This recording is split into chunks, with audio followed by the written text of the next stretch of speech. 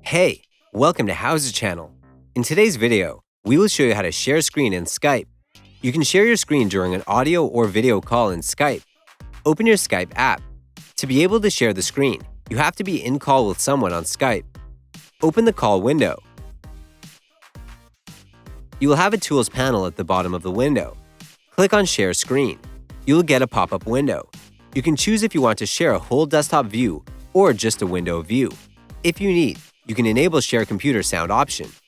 Click on Start Sharing to share the screen.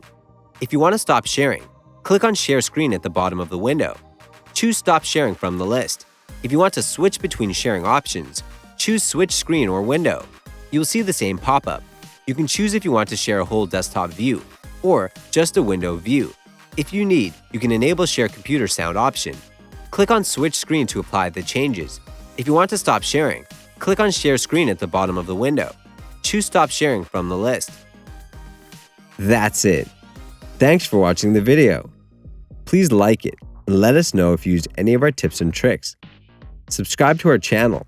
We upload new tutorials every day. See ya!